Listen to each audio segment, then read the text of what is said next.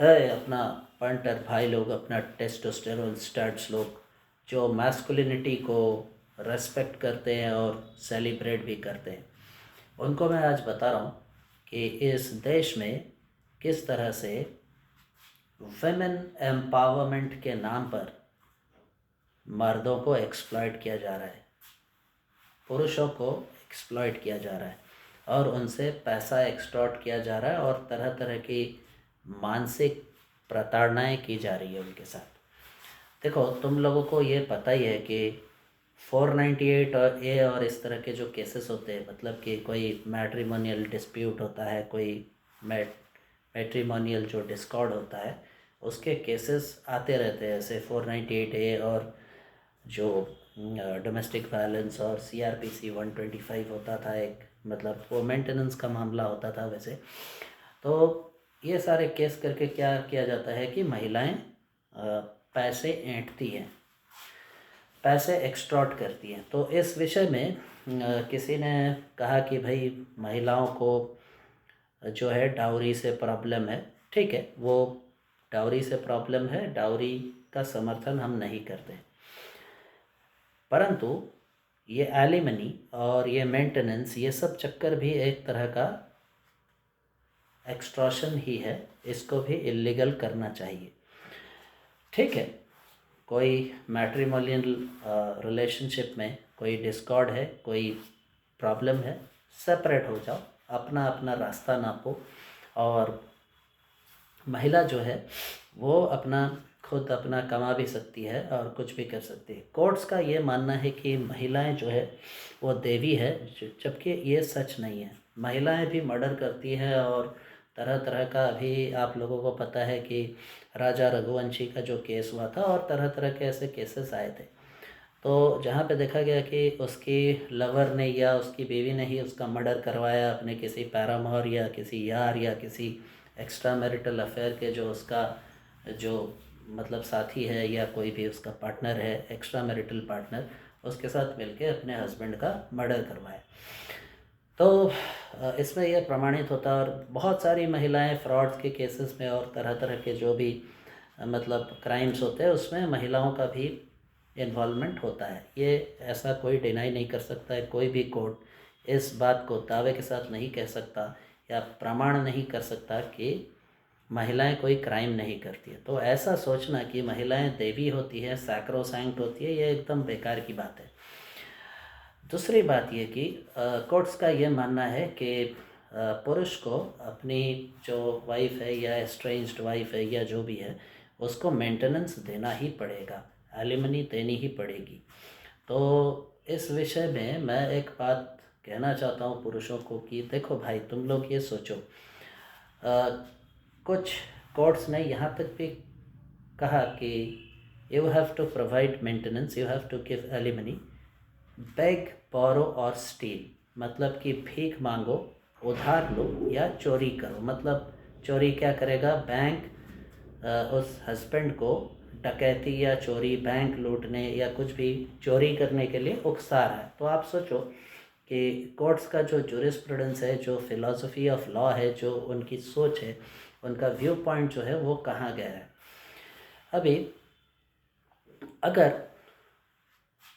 पुरुष को बैग, बोरो और स्टील करना पड़े मेंटेनेंस देने के लिए, तो कोर्ट ये भी तो कह सकती थी महिला से कि भाई तुम बर्तन मांजो, चाहे झाड़ू लगाओ, चाहे कुछ भी किसी के घर पे काम करो, कुछ भी करो, या तुम प्रोस्टिट्यूशन करो, कुछ भी करो। वैसे प्रोस्टिट्यूशन पर्सनल कैपेसिटी में इलीगल नहीं है इस देश में, ठीक है, ये मैं बताना चाहता हूँ। और ये कोई मतलब कि ये लीगल पॉइंट जो है कि जब वो ऑर्गेनाइज्ड होता है, मतलब कोई सिंडिकेट होता है, सिंडिकेट वगैरह ऑपरेट करके कोई प्रोस्टिट्यूशन करता है, तो that is illegal. But personal capacity में अगर करता है तो वो इलीगल नहीं है, ऐसा कानून का मानना है। जाके देख लो, ठीक है, या किसी वकील से पूछो।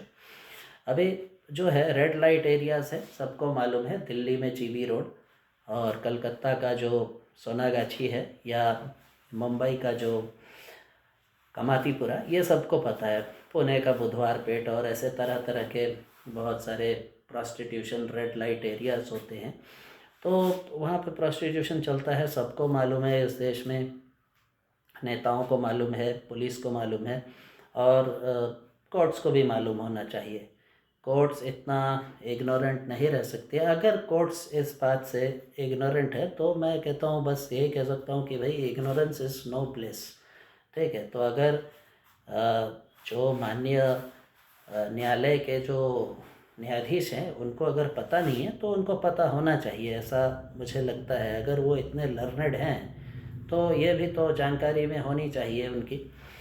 अच्छा, फिर ऐसा तो कोर्ट कह सकते थे कि प्रॉस्टिट्यूशन करने, देखो कोर्ट ने पुरुष को बोला कि बेग बोरो और स्टील, जो कि गलत है, ऐसा नहीं बोलना चाहिए। या मेरे हिसाब से ऐसा किसी को डकैती चोरी करने के लिए कोर्ट ही अगर उकसाती है तो न्याय के लिए आदमी कहाँ जाए। ठीक है, मतलब कोर्ट ही कह रही है कि कानून का उल्लंघन करो, कानून को तोड़ो और तुम चोरी डकैती करो। तो कोर्ट ऐसा भी तो कह सकती थी कि भाई महिला तुम क्यों मेंटेनेंस मांग रही हो, तुम चाहे कुछ भी करो, झाड़ू लगाओ, बर्तन मांजो, कुछ अपना स्किल जो है, अनस्किल्ड लेबर भी होता है अगर किसी के पास एजुकेशन नहीं, और पढ़ी लिखी महिला को तो मेंटेनेंस बिल्कुल भी नहीं मिलना चाहिए, क्योंकि वो अपना कुछ भी करके, कैसे भी करके वो अपना कुछ भी कर सकती है। ठीक है, नौकरी करो या फिर कुछ दूसरा करो, ऐसा ट्यूशन पढ़ाओ, कुछ भी, कोई अगर कुछ भी खाना बनाना आता है तो खाना बनाओ, कुछ भी करो, अपने मेहनत से अपना पैसा कमाओ और अपना पेट पालो।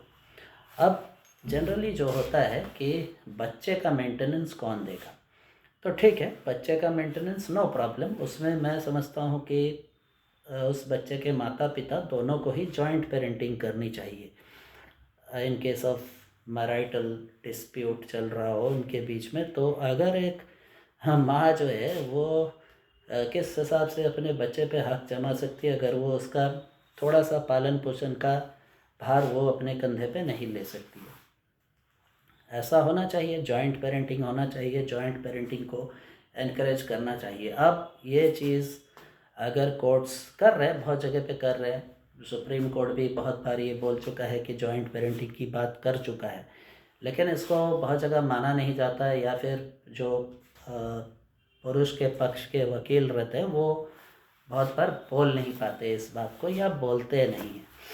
तो जॉइंट पेरेंटिंग होनी चाहिए, ठीक है, कुछ तो दो तुम।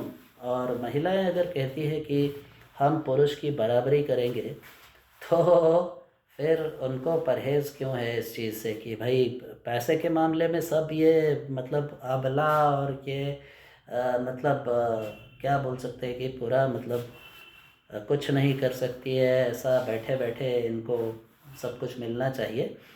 लेकिन जब मतलब अपना दिखाने की बात होती है तो फिर कहते हैं कि भाई हम पुरुष से थोड़ी कम हैं, हम तो पुरुष से कंधा मिलाकर लड़ रहे हैं। और अगर इस देश में इतने दिनों से वुमेन एम्पावरमेंट का चल रहा है, मुहिम चलाई हुई है, अलग अलग सरकारों ने चलाई है, तो फिर महिलाएं आज तक एम्पावर्ड क्यों नहीं हुई? या ऐसा है क्या? सच में नहीं है, महिलाएं एम्पावर्ड है। और शहर की महिलाएं जो है, जो पढ़ी लिखी है, वो तो एम्पावर्ड है, वो अपना कमा सकती है, कुछ भी करो ना, कोई तुमको रोक नहीं रहा है। अगर किसी से बन नहीं रही है, निकल जाओ तुम, कोई तुमको ज़बरदस्ती कोई किसी रिलेशनशिप में रहने के लिए बोल नहीं रहा है। बस जाओ, अपना रास्ता नापो और अपना काम काज करो, खाओ पियो, जो जी में आए करो। लेकिन वो हस्बैंड पे, या उसके वो हस्बैंड कुछ भी कमाता हो, उसके करोड़ों रुपए की संपत्ति हो, या वो करोड़ों रुपए भी कमाता हो, वो सुपरस्टार हो, कुछ भी हो, ठीक है, या बहुत बड़ा कॉरपोरेट होंचो हो, कुछ भी हो, वो एक पैसा भी किसी को दे क्यों, महिला को क्यों दे, जब वो महिला उसके साथ रहती ही नहीं है, जब वो जो महिला है वो उसके साथ रहना ही नहीं है उसको, तो फिर वो उसको एक पैसा, एक फुटी कौड़ी भी क्यों दे, ये सवाल है। तो और वो एम्पावर्ड अगर वुमन है तो उसको तो भाई अपने पैरों पे खड़ा होना चाहिए। इसी के लिए महिला इधर ये कहती है कि मेरे बाप ने इतने पैसे खर्च करके मुझे इंग्लिश मीडियम में, एक महिला का ऐसा कहना था कि मेरे बाप ने इतने पैसे खर्च करके मुझे इंग्लिश मीडियम में क्या खाक के लिए पढ़ाया था।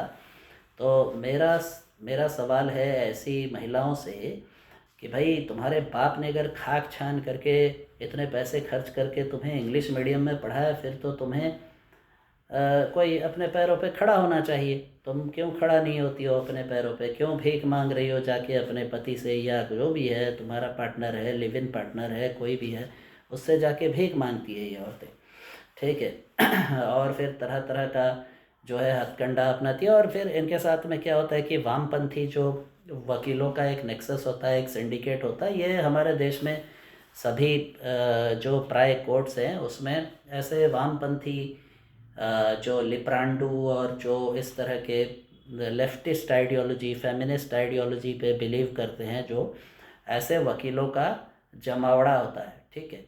तो ये लोग सिंडिकेट होता है इनका, और ये लोग क्या करते हैं कि बहुत सारे केसेस में क्या होता है कि केस का जो डॉक्यूमेंट होता है उसमें से फाइल गायब करते हैं।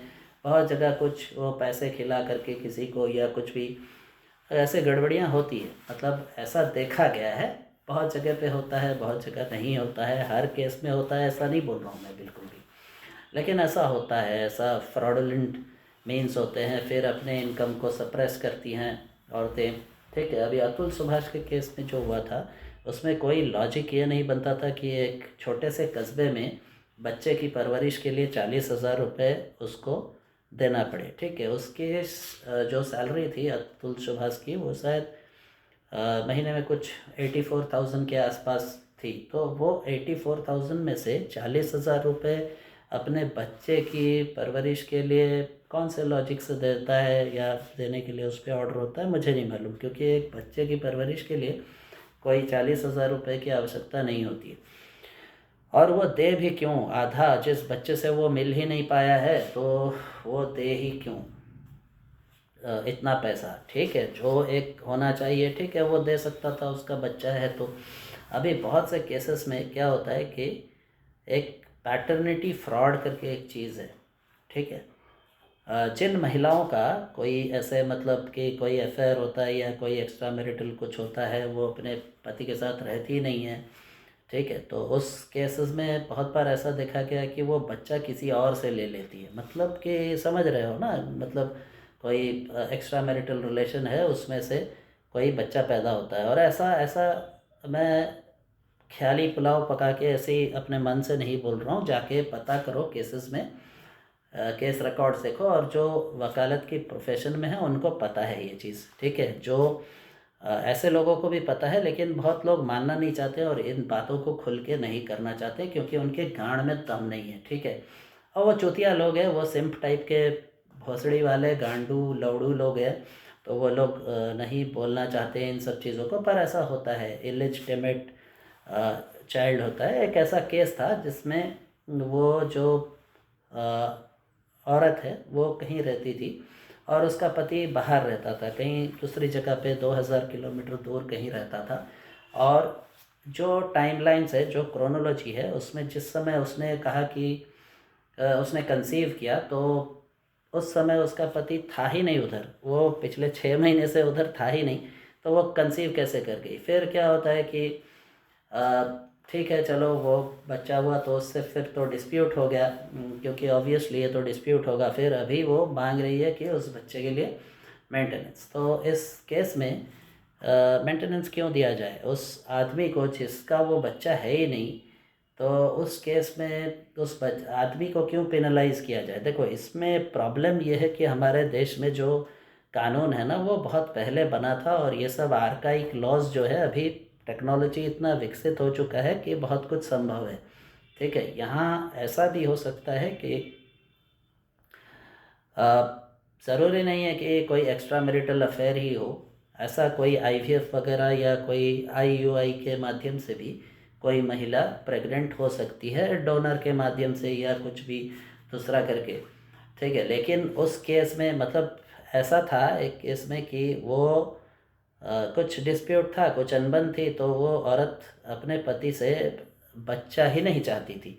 उसको अपना मन मर्जी किसी और का बच्चा उसने ले लिया, मतलब ठीक है, उसका कोई एक्स्ट्रा मैरिटल अफेयर नहीं था, वो जस्ट एक कैजुअल फ्लिंग टाइप का कर लिया एक बार, या क्या किया उसने बताया नहीं।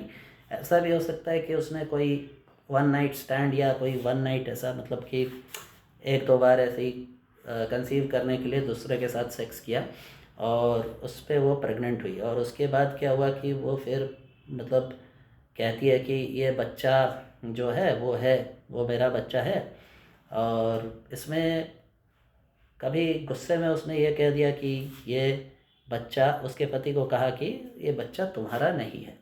तो इस केस में पता नहीं फिर वो ऐसा कैसे हो सकता है, या वो तो था ही नहीं वो आदमी उधर, तो वो कैसे कंसीव कर सकती है। तो ये सवाल उठने लगे। जब ये सवाल उठे तो बाद में क्या हुआ कि क्योंकि कानून ये मानता है कि as long as the husband and wife are married, तो any child conceived out of that wedlock is the child of the man, और उसको मतलब मेंटेनेंस देने के लिए या बच्चे के लिए वो कर दिया गया ऑर्डर। तो अब ये तो गलत है, ये पूरा गलत है, और इससे क्या है कि उस पुरुष की मानसिक स्थिति भी बिगड़ सकती है। तो इन सब चीज़ों को क्या होता है कि वामपंथी जो लॉयर्स होते हैं वो बहुत बार इसमें सोशल जस्टिस और ये सब दिखाना चाहते हैं। तो ठीक है, महिलाओं को सोशल जस्टिस सबको मिलना चाहिए, ना कि सिर्फ महिलाओं को मिलना चाहिए, पुरुषों को मिलना चाहिए, बच्चों को मिलना चाहिए, ट्रांसजेंडर्स और जो भी LGBTQ। देखो, एज लॉन्ग एज मैं ऐसे ट्रांसजेंडर्स का नहीं, मतलब LGBTQ का विरोधी हूँ, पूरी विरोधी हूँ मैं, क्योंकि that is unnatural and that is not something what God has mandated और nature has mandated. It's going against the nature. जो गे रिलेशनशिप्स होते हैं और लेस्बियन रिलेशनशिप्स होते हैं, दोज आर अननेचुरल। अब ये बात अलग है कि ये फेमिनिस्ट और जो LGBTQ एक्टिविस्ट और जो वोक्स हैं, वोकिज़म के चक्कर में सुप्रीम कोर्ट ने जो 377 का क्रिमिनलिटी था जो सेम सेक्स मैरिजेस में, उसको मतलब कंसेंसुअल होमोसेक्सुअलिटी के केस में अननेचुरल सेक्स का क्रिमिनलिटी जो 377 IPC था उसको मतलब एब्रोगेट किया या फिर कुछ भी, मतलब उसको हटा दिया।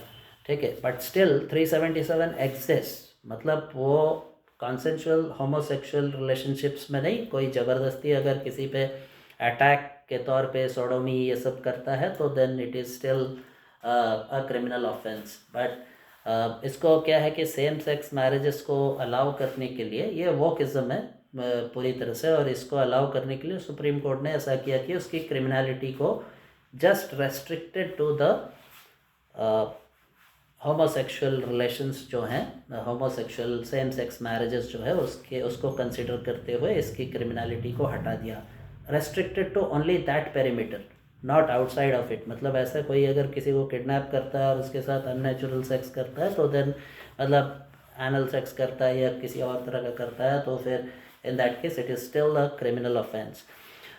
Let us be very clear on that. ये मेरे को लगता है बहुत लोगों को कन्फ्यूजन है इसमें, but then that's a fact. Okay, now ऐसा है कि अभी ये सारी चीज़ें जो है ये वो किस्म के चक्कर में ये सब हो रहा है। बट जहाँ पे अगर एक महिला वो खुद कहती है कि भाई मतलब उसको डाउट है, तो वो केस में DNA टेस्ट करना अलाउ करना चाहिए। बच्चे का पैटर्निटी जो है वो डिटरमिन करने के लिए उसका DNA टेस्ट होना चाहिए। यहाँ गलती मोस्टली क्या करते हैं, टेक्निकल एक एरर करते हैं लॉयर्स। जनरली वो क्या करते हैं, एडल्ट्री को प्रूव करने के लिए DNA टेस्ट की मांग कर देते हैं। जो मैंने देखा है कि सरासर मतलब कि ये पूरा टेक्निकली इसको डस्टबिन में फेंक देता है कोर्ट, बोलता है कि नहीं, we can not stigmatize a child और question the legitimacy of the child just because you want to prove adultery, या जो एक्स्ट्रा मैरिटल कुछ अगर रिलेशन है उसको इस्टेब्लिश करने के लिए द चाइल्ड का DNA टेस्ट करने के लिए हम ये इजाज़त नहीं दे सकते। ऐसा कोर्ट्स का मानना है, क्योंकि जितने भी जजमेंट्स हैं इस विषय में उसमें ऐसा ही तर्क दिया गया है कोर्ट की तरफ से, जो एक तरह से सही भी है। Only on the basis of an attempt to establish adultery, it will not be fair to question the legitimacy of the child, और वो स्टिग्मेटाइज हो सकता है बिकॉज दैट चाइल्ड विल, ऐसा कोर्ट ने एक बार कहा था, किसी कोर्ट ने अपने जजमेंट में, अपने ऑब्जर्वेशंस में, कि we can not bastardize a child just because you want to prove the adultery of your partner. तो ये लॉजिक नहीं होना चाहिए। लॉजिक जो मेरे ख्याल से the best argument should be कि भाई the child has got the right to know its parent, father जो है उसका, ठीक है। तो चाइल्ड का पैटर्निटी प्रूव अगर करना है तो I think it is better to go for an argument कि उसको पूरा अधिकार है कि वो अपने बाप को पहचाने। और इस केस में इस तर्क पे उसका डीएनए टेस्ट होना चाहिए। डीएनए टेस्ट करें जो संभावित जो फादर हो सकता है, और जिसके साथ उसका डीएनए मैच करेगा, जिसका वो एक्चुअली चाइल्ड है, वो आराम से वो उसका मेंटेनेंस देगा या वो उसका परवरिश के लिए वो अपनी रिस्पॉन्सिबिलिटी लेगा। अब कोई अपनी रिस्पॉन्सिबिलिटी से भाग जाएगा और दूसरे के उसमें चढ़ा दिया जाएगा उसको, तो वो कहीं भी सही नहीं है। और ऐसा अगर देखो, कोर्ट जो है, कोर्ट को साइंटिफिक टेम्परामेंट जो है उसको प्रमोट करना चाहिए। कोर्ट्स अगर वही आर्काइक लॉज और आज से 150 साल पहले जो, तब क्या होता था कि महिलाएं घर से बाहर नहीं जाती थी। तो ठीक है, अब ऐसी कोई ज़ोर ज़बरदस्ती नहीं है कि भाई बच्चा उसके पति का ही होगा, ठीक है। अब उसके पति का अगर नहीं लेना है मत लो, कहीं जाओ कुछ भी करो, लेकिन उसकी जिम्मेदारी नहीं बनती है। एक मैरिज की कुछ सैंक्टिटी होती है, ठीक है। अगर कोई महिला ऐसा कहती है कि भाई शादी तो कर ली परंतु मैं बच्चा किसी और से लूँगी, तो ये तो भाई ये कोई भी, मुझे नहीं लगता है कि कोई भी पुरुष, कोई सेल्फ रेस्पेक्टिंग मैस्कुलिन पुरुष इसको मतलब बर्दाश्त करेगा, या ये नहीं होना चाहिए, ठीक है। ये this should be ground for mental cruelty and also अगर ऐसा कोई करता है तो दैट इज़ एडल्ट्री या कुछ, मतलब कि बहुत ही घटिया सोच है। ऐसे बहुत सी महिलाओं का है, ऐसा करती भी हैं बहुत, मतलब ऐसा कोई, मतलब स्पाउसेस जो है वो बहुत समय तक सेपरेटेड रहते हैं, then somebody is engaging in some extra marital affair in the office और कहीं आउटसाइड कोई भी बाहर में, सो उससे अगर कोई बच्चा पैदा होता है तो then that is definitely an illegitimate नहीं बोल सकते हैं, child is a child, okay that's fine, but ये है कि भाई जो उसका बाप है वो जिम्मेदारी ले ना, किसी दूसरे पे क्यों थोप रहे हो। ऐसा कोई राह चलते किसी को पकड़ लिया, बोला ये साला बच्चा का बाप ये है, तो ये सही नहीं है। अभी बहुत सारी महिलाएं रहती है, क्या है कि उसके उनके मल्टीपल पार्टनर्स होती है। अब वो क्या है कि किसी पे लगा दी कि इसने मुझसे शादी करेगा बोला था, मतलब कि ऐसा मुझे वादा किया था, और उसके बाद इसने मेरे साथ सेक्स किया और बच्चा हो गया, जबकि बच्चा वो किसी तीसरे का है, मतलब कि वो किसी और इंसान का है और उसमें कोई पैटर्निटी कोई असर्टेन नहीं है उस बच्चे का। तो फिर वो आदमी जिसके ऊपर ऐसा, वो तो फॉल्स रेप केस भी लगेगा उसमें, तो फॉल्स रेप केस का जो अक्यूज्ड है वो क्यों उस बच्चे की जिम्मेदारी ले। तो ऐसे बहुत से क्वेश्चंस है, और इन सब विषयों में जागरूकता नहीं है पुरुषों में, ठीक है। Mostly the men have been conditioned in such a way that they think कि भाई महिलाएं तो देवी होती हैं और वो कुछ नहीं, मतलब कि वो बहुत सीधी सादी होती है और वो कुछ नहीं, मतलब करती है, और वो सब, और कोर्ट्स भी ऐसा ही मानती है। और ये जो मानसिकता है, मतलब लड़कों को तो बचपन से यही सिखाया गया ना कि भाई लड़कियों के साथ बहुत अच्छे से पेश आना है, वो कोई गलत कर ही नहीं सकती है, महिला झूठ बोलती नहीं है, महिला सब देवी का रूप है। तो ऐसा जो सिखाया गया है ये पूरा पूरी गलत है। और इसमें क्या होता है कि पुरुष जाके बोल भी नहीं पाता है कोर्ट में, बहुत सारी चीज़ें या बहुत सारे एंगल्स जो होते हैं उसको तुरंत मिसोजिनिस्ट स्टैम्प कर दिया जाता है, तो ये पूरा गलत है। और अभी एक रिसेंट डेवलपमेंट हुआ है, दो डेवलपमेंट है, and both of these developments are diametrically opposite. और एक तरह से क्या है कि एक पूरा पूरी फेमिनिस्ट है और एक थोड़ा सा मेन के लिए एक बहुत अच्छा, मतलब at least it's a first step, baby step, कुछ भी बोलो आप, ठीक है। तो ऐसा हुआ है संसद में, पार्लियामेंट में। You will be surprise to know that of all MPs, Shashi Tharoor of Congress has tabled a bill in the parliament in his personal capacity. It's a private member's bill. It is of course not supported by the Congress party yet. वो Congress party से belong करते हैं शशि थरूर. तो शशि थरूर की उनकी अपनी party ने इस बिल का समर्थन नहीं किया है. ऐसा कोई कांग्रेस पार्टी ने ऐसा कुछ बोला नहीं अभी तक. मुझे पता नहीं आगे चल के क्या करने वाले हैं. उसमें राहुल गांधी या और भी जो कांग्रेस के नेता हैं, जो नेतागण हैं, वो लोग उस पर विचार करेंगे. उन्होंने ऐसा कुछ किया नहीं है. तो शशि थरूर ने अपने तरफ से he has introduced one bill which seeks to criminalize marital rape. अभी दोस्तों तुमको पता है, भाई लोग, अपने पंटर लोग, तुम लोग को पता है कि रेप जो है इंडिया में, there are two exceptions to rape in India. The first being, if something is introduced into the vagina of a woman as a medical intervention, मतलब कि कोई इलाज के लिए अगर उसके योनि में, वजाइना में अगर कुछ इंट्रोड्यूस किया जाता है as a part of the treatment, then it is not rape. मतलब वो उसके जानकारी से हो सकता है, इच्छा के विरुद्ध हो सकता है, to save her life, कुछ ऐसा प्रोसेस अगर मेडिकल इंटरवेंशन होता है तो that will not be considered rape. ठीक है. And second exception is husbands are exempt from accusation of rape by their own wife. ठीक है. ये जो है ये बहुत सोच समझ के, बहुत चिंतन के बाद ही ये चीज़ किया गया था. This is called the exception rule. और ये फेमिनिस्ट जो हैं, जो वामपंथी लेफ्टिस्ट वुमेन्स ऑर्गेनाइजेशंस जो है, ये बहुत दिनों से लॉबी कर रहे हैं. ये इन्होंने PIL भी डाल रखा था हाई सुप्रीम कोर्ट में. फिर उसके बाद में वो आर्गूमेंट में गया और उसमें JSI दीपक जो है एक लॉयर है, इज़ अ लीगल लिमिनरी, मतलब relatively he is a young lawyer, very dynamic, and his arguments are classy. मतलब उन्होंने JSI दीपक भाई ने बहुत अच्छा इसका आर्गूमेंट किया था.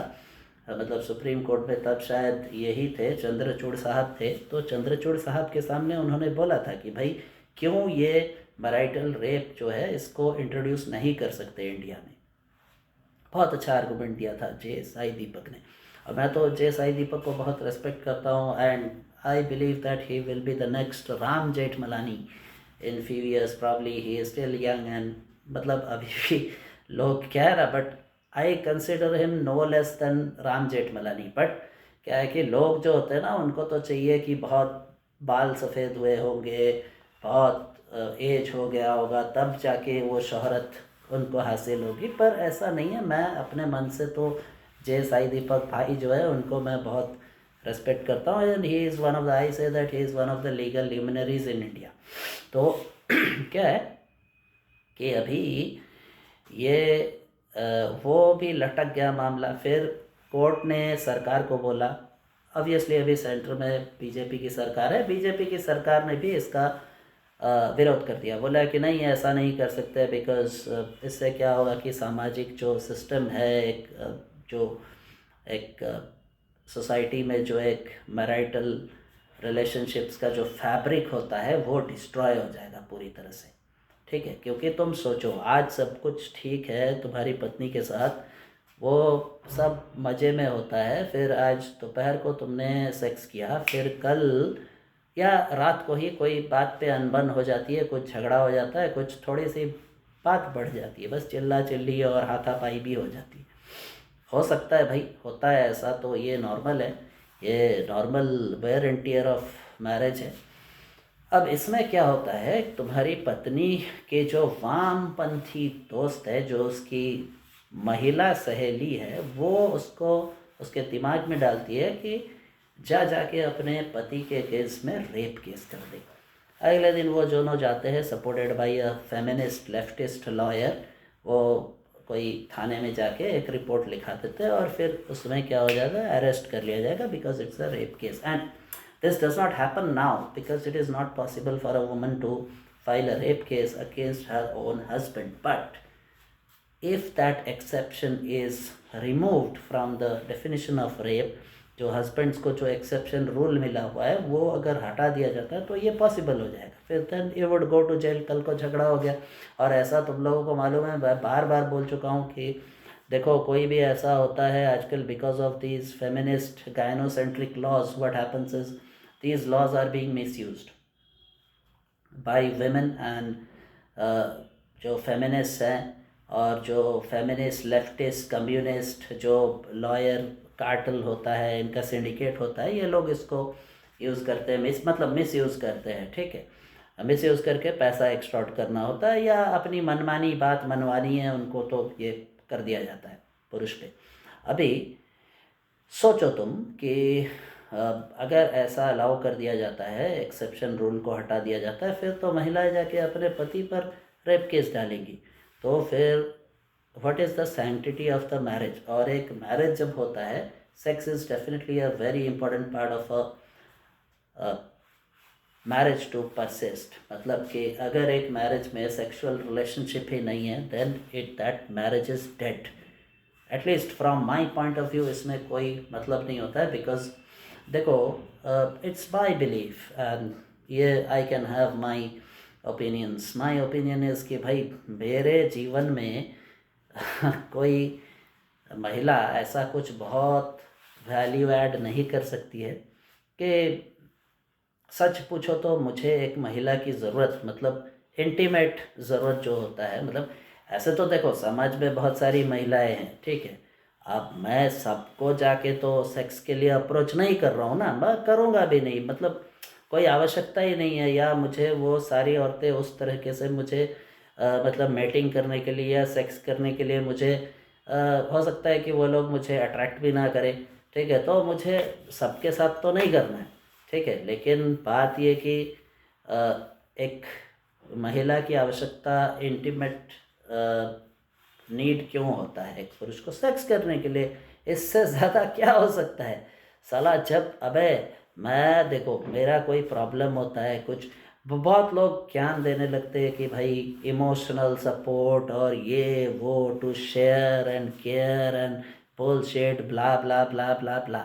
तो ऐसा देखो, मैं तो कोई शेयरिंग केयरिंग अपने भाई के साथ भी कर सकता हूँ, मेरा दोस्त है कोई उसके साथ कर सकता हूँ, अगर मेरी कोई बहन है, मतलब एक जो नर्चरिंग जो होता है एक महिलाओं का एक है, क्योंकि because they are females and they produce kids, मतलब बच्चे को जन्म देती है, तो generally it is an accepted notion that women are nurturing, ठीक है। तो नर्चरिंग की जहाँ बात आती है वो तो मैं मतलब कोई अपनी बहन है, कोई दीदी है, कोई माँ है, उसके साथ भी मैं मतलब वो एक्सपेक्ट कर सकता हूँ, इन रिटर्न मैं उसकी सेवा भी कर सकता हूँ, मतलब जो ये करना चाहिए। लेकिन मतलब एक महिला की दूसरी ज़रूरत क्यों होगी? फॉर इंटीमेसी, और क्या, सेक्स करने के लिए। इसके अलावा मैं हर पुरुष को पूछता हूँ कि भाई लोग, तुम लोग तो देखो तुमने शादी क्यों की? या गर्लफ्रेंड पटाने के चक्कर में, या इतना पैसा खर्चा करना और ये सब क्यों करते हो? सिर्फ सेक्स के लिए ना? सेक्स के सिवा क्या है भाई चौथ? कुछ है क्या इसके अलावा? कुछ तो है नहीं।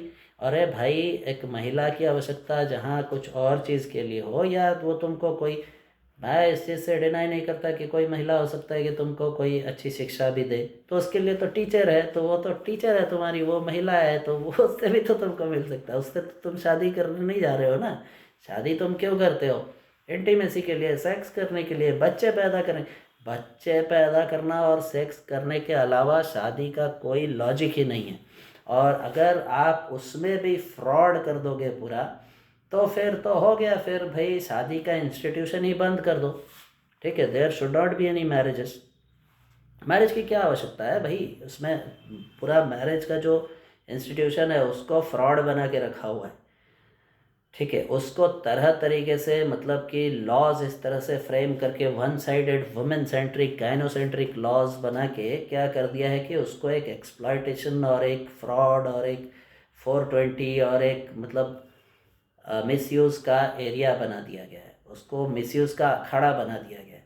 तो इस केस में तो मुझे लगता है कि भाई तब institution of marriage should be cancelled. क्या ये हो सकता है कि कोई अमेरिकन डीप स्टेट या किसी भी डीप स्टेट का षड्यंत्र है, कम्युनिस्ट डीप स्टेट का षड्यंत्र है कि इंडिया में ऐसे लॉज बना के मैरिज के इंस्टीट्यूशन को ही ख़त्म कर दिया जाए, क्योंकि marriage in a Hindu society it was very pure, मतलब it is defined as a union of souls, और कुछ भी स्पिरिचुअल बातें भी उसमें बताई गई है।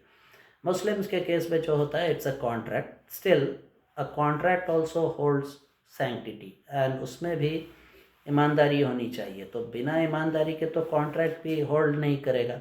अब मुस्लिम marriage is a contract, but if suppose there is no sanctity in that contract, then that contract will stand null and void।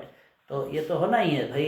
ऐसे कोई बिजनेस में भी कोई बिजनेस पार्टनर्स होते हैं, कुछ होता है, कोई कंपनी का दूसरे कंपनी के साथ जो कॉन्ट्रैक्ट होता है, तो कॉन्ट्रैक्ट्स लैप्स करते हैं, उसमें सर्विस लेवल एग्रीमेंट्स ब्रीच होते हैं, बहुत सारी चीज़ें होती है, तो फिर उसमें डिस्प्यूट होता है, आर्बिट्रेशन होता है, बहुत सारे कोर्ट केसेस होते हैं भाई।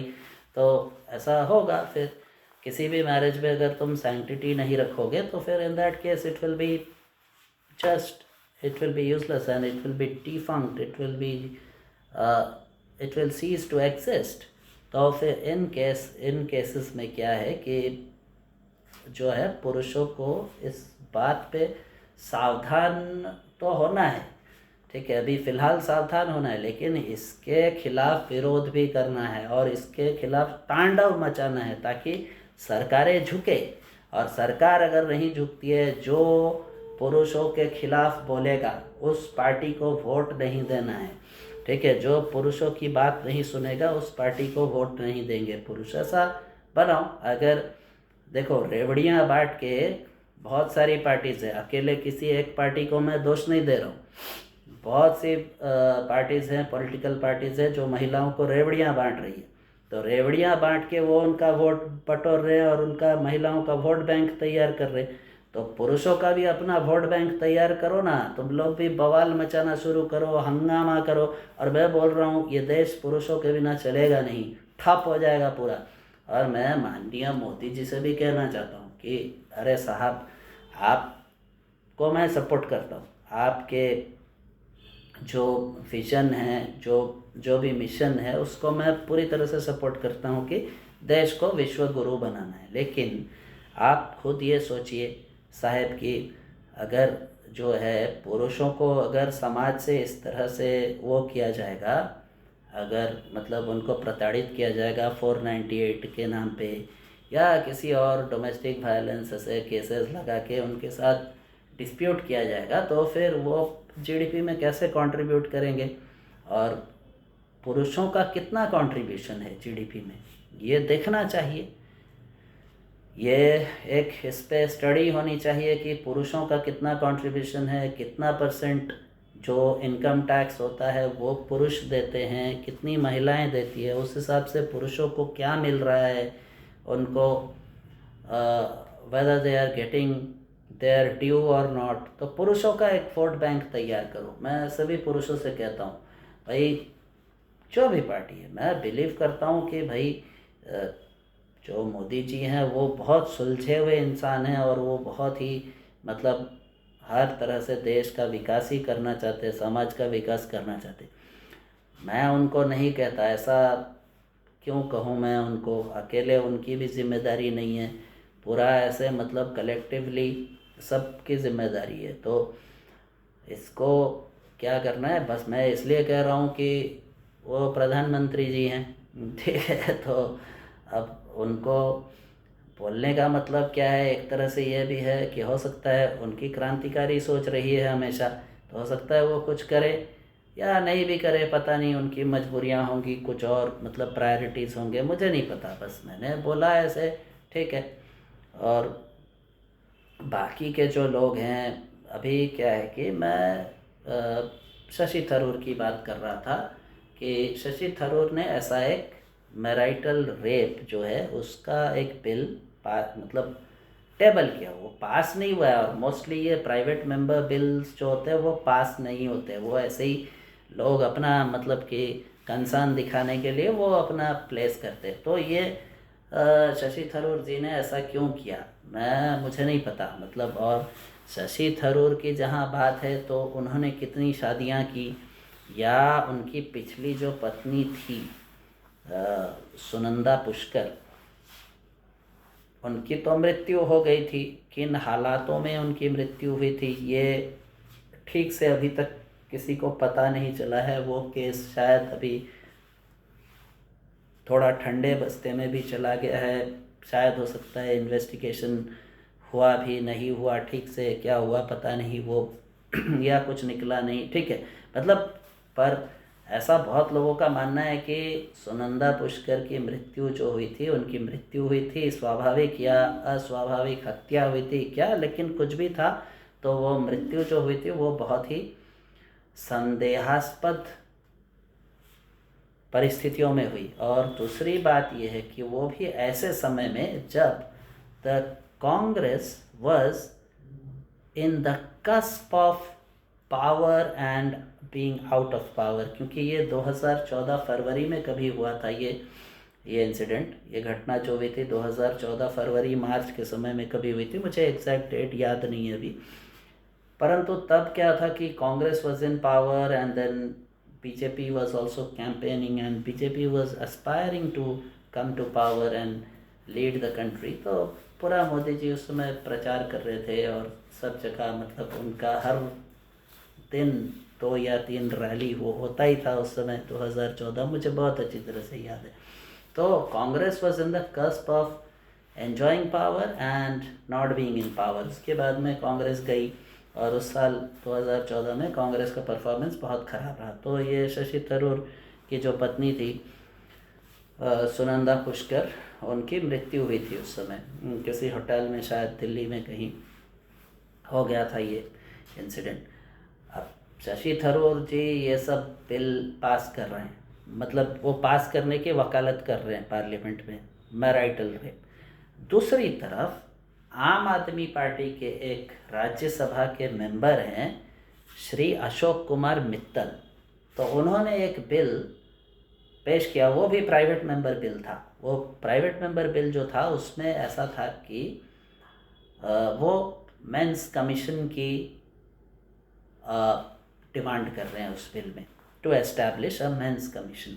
देखो मेंस कमीशन ज़रूरी है, पर अगर सच पूछो ना तो मेरी जो सोच है ना वो ऐसा है कि मैं अलग से कोई महिला कमीशन, कोई मेंस कमीशन ऐसा नहीं चाहता हूँ इस देश में। मैं चाहता हूँ कि एक फैमिली कमीशन हो, वेल बीइंग कमीशन हो, मतलब जो दोनों पक्षों का देखे और निष्पक्ष रूप से, मतलब जो भी अगर इस तरह के, क्योंकि अगर ऐसे परिवार टूट रहे हैं, बच्चे जो है वो अपने माता पिता से दूर हो रहे हैं, जो है नॉर्मल जो एक होना चाहिए उससे दूर हो रहे हैं, तो वो देश के लिए अच्छा नहीं है, देश के लिए मतलब बहुत संकटजनक परिस्थिति पैदा करने वाला है ये।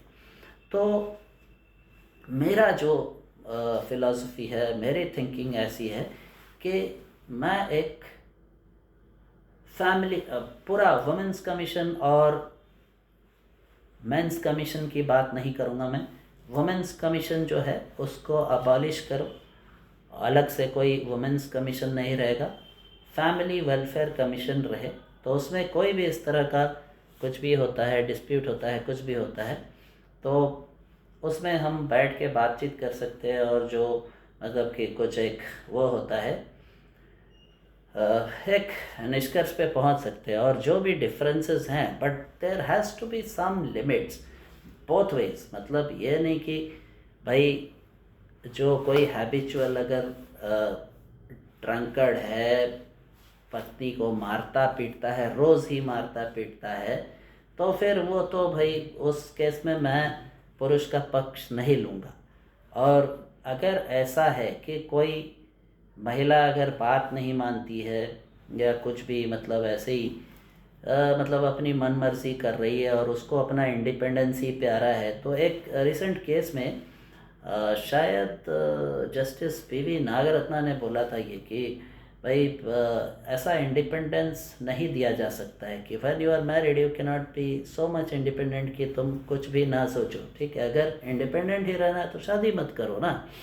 अब क्या है कि बहुत सारी महिलाएं होती है कि वो मतलब उनको अपना इंडिपेंडेंस या जो भी है, और ये और एक चीज़ है कि मतलब जनरली देखा गया है कि लड़की के घर से अगर उसके दाम्पत्य जीवन में इन्फ्लुएंसेस होते रहेंगे ना, फ़ोन पे अगर ट्यूशन देती रहेगी उसकी माँ, तो उसका घर परिवार टूटना ही है। ये बंद होना चाहिए, ये बंद होना चाहिए। और जैसे डाउरी बंद है, डाउरी बंद बिल्कुल होना चाहिए। और मैं तो बोलता हूँ कि ऐसा मैंडेटरी कर दो कि जो मैरिज का रजिस्ट्रेशन होता है, मैरिज रजिस्ट्रार्स जो होते हैं, जो आके मैरिज रजिस्टर करते हैं, तो उसका मैं, हालांकि इसका पक्षधर नहीं हूँ मैं हमेशा से हिंदू भाइयों को बोलता रहा हूँ कि पहले get married, then you get your marriage registered at a first class judicial magistrate, या कोई भी मतलब मजिस्ट्रेट के पास अपनी शादी उसको एनलिस्टेड करो या फिर रजिस्टर्ड कराओ। First get married, never do that registry and then वो जो होता है उसकी रस्म पूरी करना, वो सही बात नहीं है। वो क्यों नहीं है वो एक दूसरे वीडियो में मैं बताऊंगा। अब जो है इस केस में क्या है कि देखो, अभी जो रजिस्ट्रेशन होता है मैरिजेस का, उसमें एक सेल्फ डिक्लेरेशन देना ज़रूरी कर दो, मैंडेटरी कर दो कि इस शादी में, इस मैरिज में कोई भी दहेज लिया या दिया नहीं गया है, ये कर दो। इसके बगैर, ये डिक्लेरेशन के बगैर कोई मैरिज रजिस्टर नहीं होगा। इसको मैंडेटरी कर दो। देखो, ये फॉल्स डाउरी के जितने केसेस है वो सब ख़त्म हो जाएंगे, ठीक है, एक झटके में। मतलब जो है बहुत सारे केसेस जो फॉल्स, ये क्या होता है कि बहुत सारी लड़कियां क्या होता है कि 10-10 साल, 15-15 साल तक उनको याद नहीं रहता है कि कोई डाउरी उन्होंने दिया था। अब 15 साल के बाद, 20 साल के बाद उनको याद आता है कि ओ हो, तब तो डाउरी दिया गया था। अरे तब डाउरी दिया गया था तो तब तुम रजिस्टर कर रहे थे मैरिज को, और जो रजिस्ट्रार था वो उस मैरिज को एडमिनिस्टर कर रहा था, उसको भी पार्टी क्यों नहीं बनाया जाए?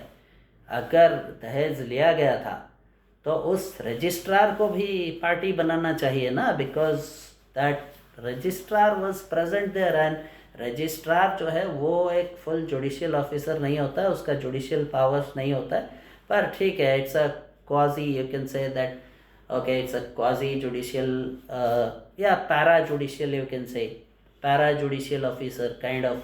पैरा जुडिशियरी कुछ होता नहीं है हमारे देश में, वो बहुत पहले एक होता था, उसको क्या बोलते थे, मुंसफ जजेस होते थे, और एक मुख्तार होता था, ठीक है, वो एक para judicial officer kind of. मुख्तारी बंद हो गई है अभी इस देश में मुख्तार नहीं होते, ठीक है, बहुत पहले मुख्तार हुआ करते थे, बहुत पहले की बात है ये, शायद मुझे ठीक से याद नहीं है, ये आज़ादी के पहले ही शायद बंद हो गई थी या आज़ादी के ठीक बाद इसको बंद कर दिया गया था। मुख्तार शब्द सुना होगा, तो ये मुख्तार क्या होता है, वो एक तरह से पैरवी करने वाला एडवोकेट ही होता है, लेकिन वो फुल एडवोकेट नहीं है, वो एक पैरा एडवोकेट होता था, ठीक है।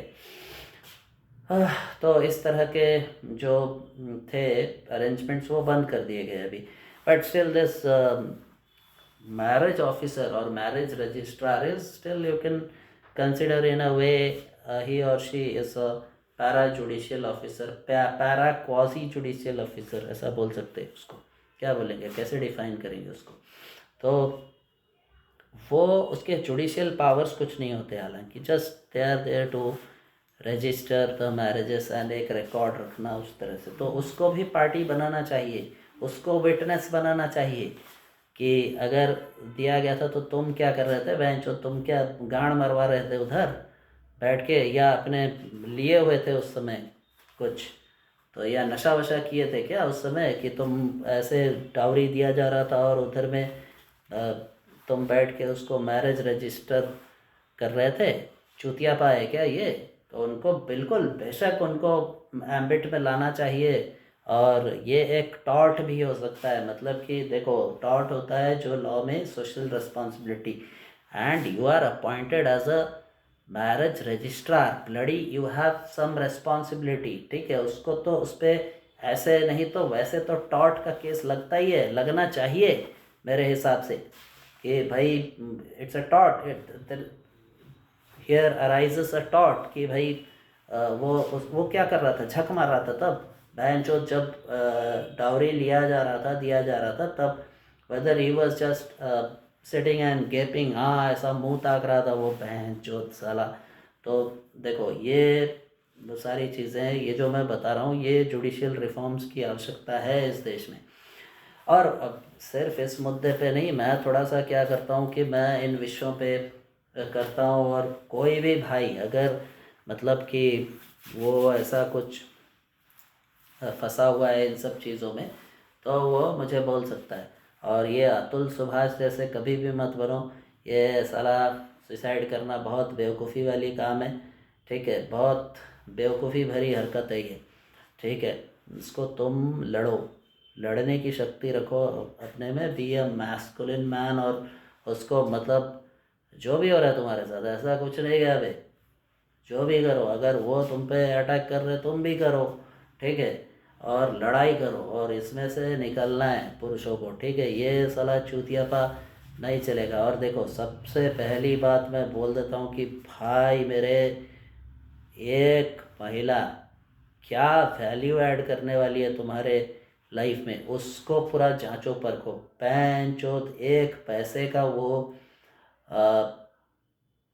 कोई वैल्यू ऐड नहीं कर रही है, उल्टा वो तुम्हारे सारे स्किल्स, टैलेंट्स, संपत्ति, बहुत सारी चीज़ों पे वो 50% की हकदार वो बनने आ रही है फोकट का। तो ये क्यों तुम दोगे किसी को, मुझे दोगे क्या तुम भाई, अपना पार्टनर बनाओगे क्या, स्वेट कैपिटल दोगे फ्री में, सिर्फ एक साला चूत के चक्कर में। अबे चूत का चक्कर अगर है ना, तो मैं बोल रहा हूँ इससे अच्छा बहन चूत जाके, it's better to spend some bucks on a prostitute than maintaining a greedy wife and a fraud wife, ठीक है। जो फ्रॉड लड़की होती है ना, उससे शादी करने से अच्छा है तुम उसको 50 लाख दोगे बहन चोद, उससे अच्छा है तुम 10,000 15,000 की अच्छी से अच्छी रांड आ जाएगी, मैं तुमको बोल रहा हूँ बहन चोद। 20-25 हज़ार में तो सीरियल की एक्ट्रेस भी आएगी बहन चोद, उसको पेलो ना, जितना चाहे पेलो उसको, उसके साथ वो एक कॉन्ट्रैक्ट है, वो तुम उसके कस्टमर हो, तो फिर भाई तुम उसके साथ डील करो बहन चोद, पैसे दो उसको, मन किया ठोका लगाया बजाया उसको, दोनों तरफ से चारों तरफ से बजाओ बहन चोद। ऐसा तो इंटरनेट में बहुत जो ऐसा प्रॉस्टिट्यूशन करती है लड़कियां, वो बोलती हैं कि भाई हम तुमको बेयर बैक पूरा मज़ा देंगे, और ऐसा एनल भी करने देंगे, और ऐसा भी। अब देखो मैं इसको प्रमोट नहीं कर रहा हूँ, और मेरी तो जो पर्सनल चॉइसेस है वो ऐसा है ही नहीं, मतलब कि मैं लाइक ही नहीं करता हूँ इस एनल वैनल चीज़ को, ठीक है। अब तुम लोग क्या सोचोगे, बहुत कुछ सोच सकता है आदमी मेरे बारे में, इसलिए मैं क्लियर कर देता हूँ भाई, मुझे कोई शर्म नहीं है, मैं तो नंगा आदमी हूँ, मेरा क्या है बहन चोद। मैं इसलिए बोलता हूँ ना कि मेरे साथ पंगा मत लो, नंगा कर दूंगा, तुम्हें नंगा होने में शर्म आएगी, मुझे तो शर्म नहीं है कोई, मैं बेशर्म हूँ। और मैं बोल रहा हूँ अपने भाइयों को, बेशर्म होके जियो।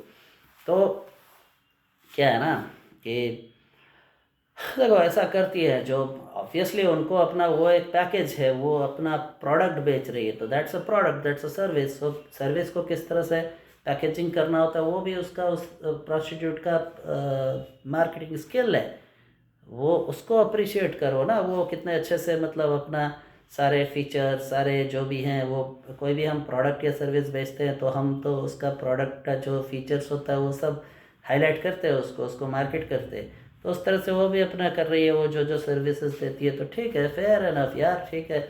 उसको अगर जमता है मेरे को, तो मैं उससे बात करूँगा कि भाई मेरे को तेरे को ठोकना है, बोल कितने में देती है, कितने में चलती है, बोल कितने घंटे का क्या हिसाब है तेरा, ठीक है। अब वो पता है कि अपने को जमेगा, मैं लूँगा, और मेरे को लगता है कि साला वो कुछ वैल्यू ऐड करेगी मेरे को मज़ा देगी, तो मैं लूँगा, नहीं तो नहीं लूँगा भाई चुत, मैं अपने रास्ते चलूँगा। मेरे को ऐसा कोई पैसा बर्बाद भी नहीं करना है किसी ये पे फालतू का ऐसा। पर मैं बोल रहा हूँ पुरुषों को, देखो फ्रैंक बात है पूरा, मेरे को कोई वो नहीं है बे, मैं खुला बोलता हूँ बहनचोद, जिसको जो झांट उखाड़ना है उखाड़, मेरा कुछ फ़र्क नहीं पड़ता है मेरे को, ठीक है। घंटा कुछ बहनचोद साला। अबे बहुत सारे, मैं देखो तुम लोगों को एक बात बोलता हूँ कि बहुत सारे जो है ना मातर चोद इस समाज में चूतिए होते हैं, वो बोलते हैं कि वो तो आदमी रंडी चोदने जाता है। अबे रंडी चोदने जाता है, मादर चोद उसके शरीर की आवश्यकता है उसको, रंडी चोदे नहीं तो क्या करे वो, गर्लफ्रेंड पटाने में साला समय बर्बाद करे अपना, और साला उसको काम धाम नहीं है वो। ठीक है वो अपना, देखो सारा दिन मैं एंटरटेनमेंट के पीछे तो फिल्म देखने नहीं जाता हूँ या एंटरटेनमेंट के पीछे भाग नहीं सकता हूँ ना मैं तो अपना काम मुझे करना है भाई, पैसे भी कमाने हैं मुझे, कुछ खाना भी है मुझे, और भी काम रहते हैं, अपने दोस्तों से मिलना है। इतना मगजमारी साला कौन करेगा, लड़की के पीछे जाओ उसके नखरे अलग, बहन चो उससे चल चल साला ऐसा कोई ठीक है पैसा कमाओ, पैसा कमा के बहन चो उसके। मैं तो बोलता हूँ एक चीज़ कि भाई अ, देखो बहुत गलत शिक्षा दी गई मुझे बचपन से, ठीक है, और इसमें मेरी माँ का भी बहुत मतलब हाथ है गलत शिक्षा देने में, क्योंकि मेरी माँ तो बहुत सिंपल थी। वो उसने मुझे बताया कि भाई हर औरत जो है वो देवी होती है, वो सबको अपने जैसा सोच रही थी, ठीक है वो सोच रही थी, वो क्योंकि बहुत सीधी सादी थी तो फिर वो सोचती थी कि सारी महिलाएं शायद ऐसी होंगी, पर ऐसा था नहीं। तो मैं जब आया, मतलब जब वर्ल्ड को फेस किया ना मैं, तब मेरे को रियलिटी से वो हुआ, और मुझे काफ़ी समय लगा इन चीज़ों को डाइजेस्ट करने में, क्योंकि मैं बहुत मतलब एक हम्बल बैकग्राउंड से था, बहुत ही सिंपल लड़का था मैं। बहुत मुझे जो सिखाया गया था, मेरे हिंदू माँ बाप ने जो मुझे सिखाया था, संस्कार वगैरह बताए थे, तो मैं उसी पे विश्वास करता था। क्यों ना करूँ भाई, वो मेरे माँ बाप है तो उन्होंने जो बताया मैं उसी पे विश्वास करता था। परंतु जब मैं दुनिया को फेस किया, मुझे बहुत सारी चीज़ें, सच्चाई जो है वो दिखी, और मैं बहुत अच्छा ऑब्ज़र्व करता हूँ ना, इसलिए भगवान ने मेरे को बहुत दिमाग दिया है, ठीक है। तो मैं दिमाग जो होता है ना, वो दिमाग से मैं सोचता हूँ। दिमाग से जब सोचता था, मैं देखता था कि बहन चोद ऐसा तो है ही नहीं इक्वेशन, ये तो गलत इक्वेशन बताया मेरे को मेरे माँ बाप ने या टीचर्स ने या जो भी आस पड़ोस के रिश्तेदारों ने। बहन चोद मेरा तो चूतिया कट गया बहन चोद, मैं तो सारा गलत इक्वेशन बता दिया मेरे को, सारे लॉस गलत बताए मेरे को, मैं क्या करूँ। मुझे सच्चाई जब मालूम पड़ी ना, तब थोड़ा सा मुझे काफ़ी समय लगा जीवन में इन सब चीज़ों को। मैं लगभग 40-42 के उम्र में आके मुझे सारी चीज़ों का पूरा कंप्लीट ज्ञान हुआ, क्योंकि मैंने कभी एफर्ट डाला ही नहीं था। मैं सच बात बोलता हूँ भाई लोग, तुम लोग को, ठीक है। तो इसीलिए मैं बता रहा हूँ तुम लोग को, क्योंकि इससे चलो मेरे को तो बहुत लेट में समझ में आया, लेकिन कम से कम जो भाई लोग ये वीडियो देखेंगे उनको कुछ समझ में आएगा, ठीक है। तो ऐसा बिल्कुल भी नहीं है, समाज तुमको गलत सिखाता है, ठीक है। अभी क्या ना, सच्चाई जो है वो अलग है, टोटली अलग है भाई, इतना वो नहीं है। बहुत ज़्यादा से ज़्यादा मैं बोलता हूँ कि ज़्यादातर लड़के जो है ना, मैं सच्चाई अगर पूरी सच्चाई बताऊँगा, और वुमेन लोग का डार्क साइकोलॉजी अगर बयान कर दिया ना मैं, तो ज़्यादातर जो भोले भाले लड़के हैं, जो सीधे साधे जनरली लड़के होते हैं ना, वो डाइजेस्ट ही नहीं कर पाएंगे इस चीज़ को। तो क्या है कि तुम लोग इसको समझ लो कि भाई तुम लोग को जो रियलिटी है ना, वो तुमको खुद परखना है। और देखो सीधा सा बात है भाई, तुम फ्री में मुझे अपने कंपनी का या अपने बिजनेस का या अपने प्रॉपर्टी का 50% पार्टनर बनाओगे क्या, मेरे बिना कोई एफर्ट से? नहीं ना। मेरे गांड में अगर मैं ऐसा बोलता हूँ तुमको, तो मेरे गांड में एक लात मारोगे तुम लोग, बोलोगे कि साला भैंचो चल निकल यहाँ से, मैं क्यों देने लगा अपने, कोई भी तुमने अपने मेहनत से बिजनेस खड़ा किया, मुझे दोगे क्या उसका 50% शेयर? नहीं दोगे ना। तो फिर तुम भैंचो देख साला, कहाँ से वो लड़की को तुम पहचानते हो क्या? नहीं पहचानते हो।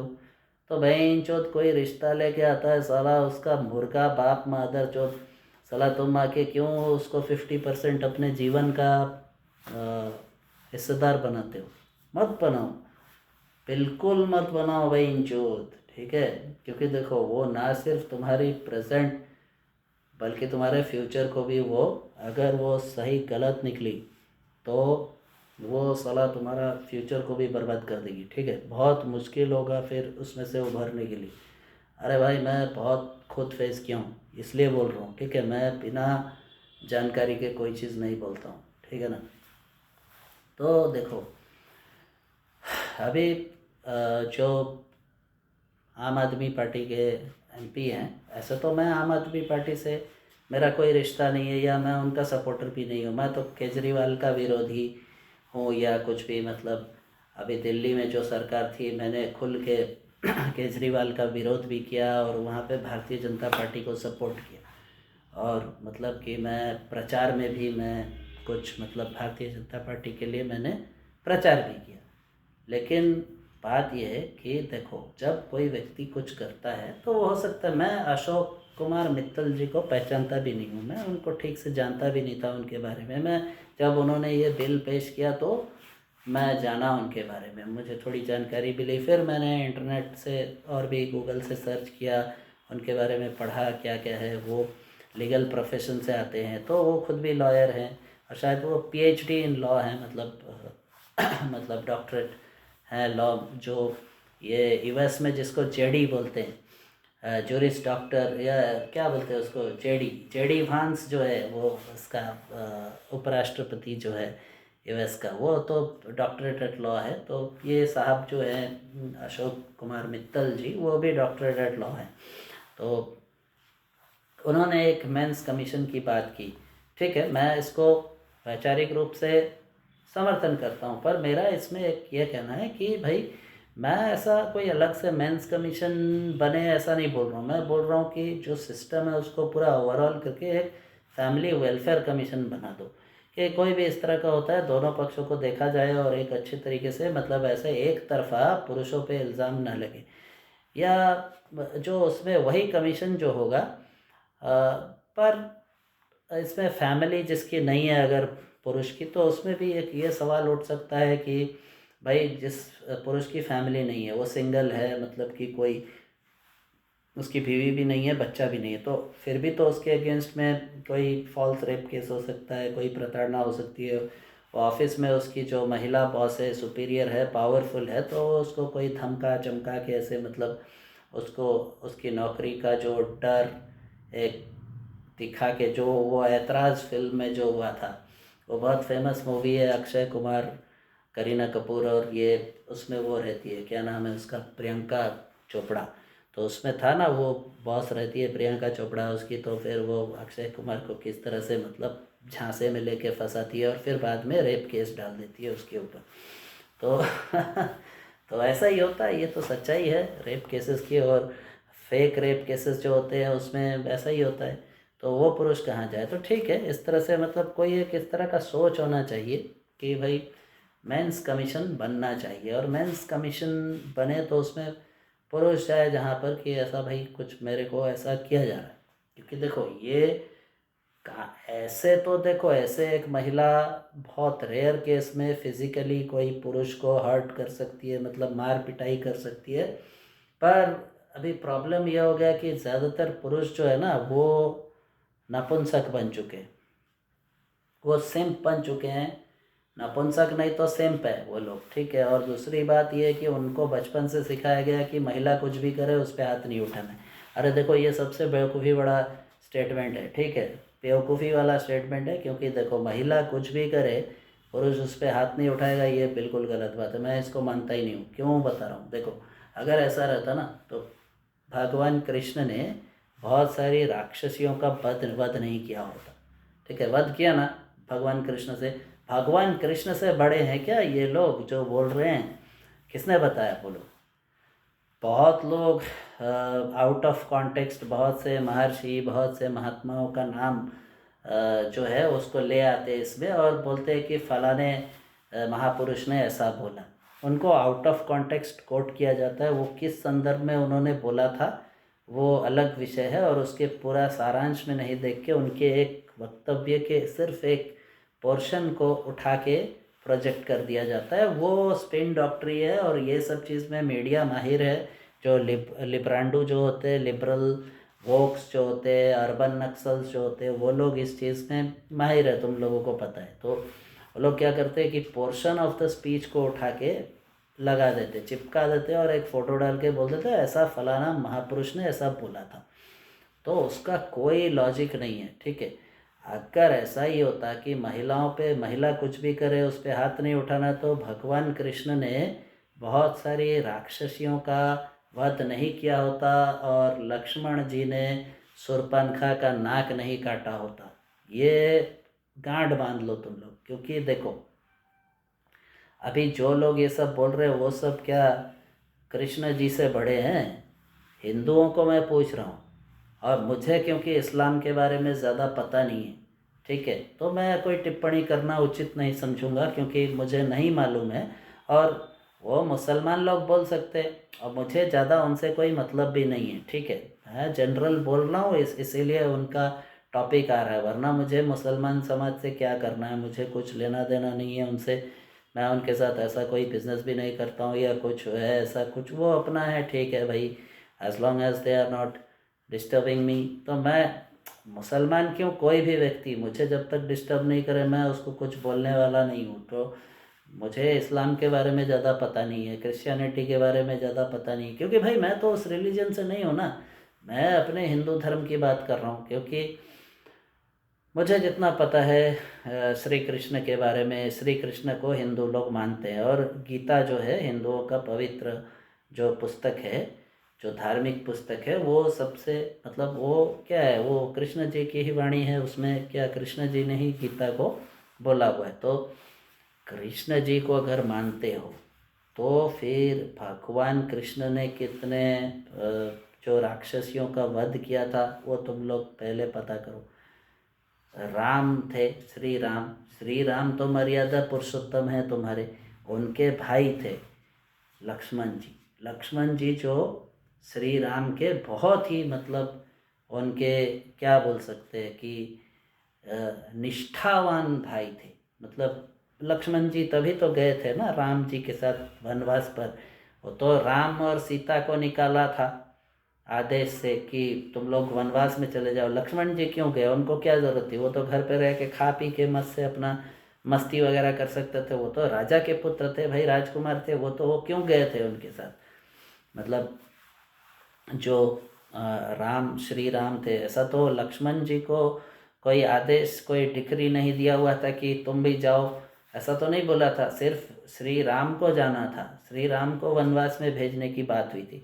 सीता जी गई क्योंकि सीता जी उनकी धर्म पत्नी थी, तो सीता जी बोली कि मैं कैसे, जब मेरे पति जा रहे हैं तो मैं कैसे रह सकती हूँ, तो मैं भी उनके साथ ही जाऊँगी, और क्योंकि ये मेरा पत्नी धर्म है और मैं भी उनकी अर्धांगिनी हूँ और जो उनका है वो मेरा है, तो उनको अगर वनवास मिला है तो मुझे भी मिलना चाहिए, मैं भी उनके साथ जाऊंगी करके सीता मैया जो है सीता जी गई वो वनवास में राम जी के साथ। और ये लक्ष्मण क्यों गए, लक्ष्मण गए इसलिए क्योंकि वो राम जी के एक बहुत ही अच्छे भाई थे। मतलब उनसे बर्दाश्त नहीं हुआ कि अरे मेरे भैया भाभी चले जाएंगे, मैं क्या करूँगा, चलो मैं भी चलता हूँ उनके साथ, मैं जाके वहाँ पे उनकी सहायता करूँगा या उनके साथ में रहूँगा, श्री राम के साथ मैं रहूँगा तो थोड़ा सा उनको भी बल मिलेगा, उनको कम से कम एक कोई साथी, एक और पुरुष, एक उनकी सेना, बहुत छोटी सी सेना, पहले तो राम थे और राम के साथ में लक्ष्मण, दो लोगों की ही उनकी सेना बन जाएगी, ऐसा सोच के लक्ष्मण जी गए अपने भाई के साथ। अपने बड़े भाई का सम्मान करते थे वो, बड़े भाई का आदर करते थे, बड़े भाई के प्रति वो निष्ठावान थे, तभी तो वो गए। और वो जब गए तो तब जब उन पे शूर्पणखा ने इन दोनों भाइयों के साथ कोई शैतानी करने की कोशिश की, उनको सिड्यूस करने का, देखो ये मैं बोल रहा हूँ, ये क्या है कि देखो तब भी होता था, महिलाएं जो होती है बदमाश महिलाएं जो होती है वो तब भी थी, इसका मतलब यही है। शूर्पणखा जो थी वो इनको सिड्यूस करने गई थी, इनको तरह तरह से भ्रमित करके मतलब वो मतलब चक्कर में लाने वाला षड्यंत्र कर रही थी। तो राम ने मना कर दिया, बोला कि भाई मेरी तो पत्नी है, देखो तुम मेरे से दूर रहो, हटा दिया उन्होंने। वो मर्यादा पुरुषोत्तम राम थे।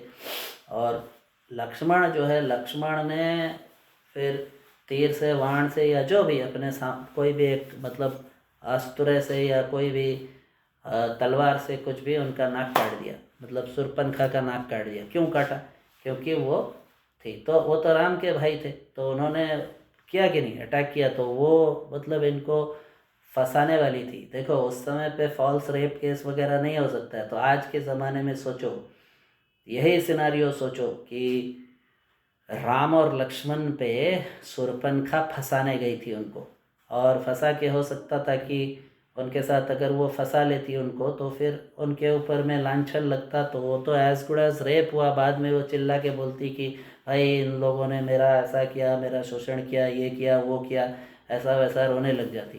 तो ये न हो, ऐसी शैतान बदमाश महिला को लक्ष्मण ने वहीं पर उसका हिसाब कर दिया। तो मैं तो कहता हूँ कि भाई बहुत अच्छा किया लक्ष्मण जी ने। तो लक्ष्मण जी जब ऐसा कर सकते थे, बदमाश महिलाओं को सबक सिखाना, ये पुरुषार्थ है।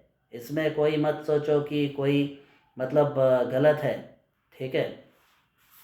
तो ये तुम भाइयों को दिमाग में रखना है, ठीक है ना। तो भाइयों इसको दिमाग में रखो। और ऐसी बहुत सी चीज़ें हैं जो मैं पूरा डिटेल्ड डिस्क्रिप्शन अलग अलग वीडियोस में मैं बताता रहूँगा, तुम लोगों को बोलता रहूँगा। तो ये तो बहुत लंबा वीडियो हो गया, मुझे पता है कि 1 घंटे से ऊपर का लेक्चर है इसमें। तो देखो मैं बहुत सारा मैं एडिटिंग नहीं करता हूँ, मैं जो बोलता हूँ एक्सटेम्पोर बोलता हूँ, और मैं जो मन में आता है बोलता हूँ। ये क्यों है 1 घंटा मैं ऐसे लेक्चर दे सकता हूँ, उसका कारण ये है कि मैं खुद अपने जीवन में एक समय में प्रोफेसर रह चुका हूँ, और मतलब एक बहुत अच्छा टीचर रह चुका हूँ मैं। तो जो लोग मेरे स्टूडेंट रहे उनको पता है कि वो लोग मेरे को बहुत प्यार से बहुत वो करते थे, ठीक है। तो अभी भी मैं उन दिनों को मिस करता हूँ, मेरी प्रोफेसरी या जो भी मतलब टीचरशिप के डेज़ को। पर ऐसा मैं बोल सकता हूँ, इसीलिए ये मेरा प्रैक्टिस है। मैं घंटों मतलब लेक्चर डाल सकता हूँ जब तक मैं टायर्ड ना हो जाऊँ। ऑफ कोर्स 1 घंटे से ज़्यादा बहुत मुश्किल होता है। मतलब now I am feeling for the last 1 hour I have been speaking continuously, so it's very taxing. मतलब मुझे अभी जाके पानी पीना पड़ेगा थोड़ा सा, क्योंकि देखो भाई, तो फिर मेरे भाई लोग मेरे को आज मैं यहीं विदा लेता हूँ। और चलो तुम लोगों से मैं फिर से बाद में मिलूँगा, और हम एक कोई ना कोई नया टॉपिक लेके इस विषय में, कोई जो ये सारे फेमिनिज़्म का जो चक्कर है उसको एक्सपोज करते हुए कोई नया वीडियो लेके मैं बहुत जल्द हाजिर होऊंगा तुम्हारे पास। तो चलो, और अपना टेस्टोस्टेरोन स्टर्स लो। Men be always ruled by testosterone. चलो।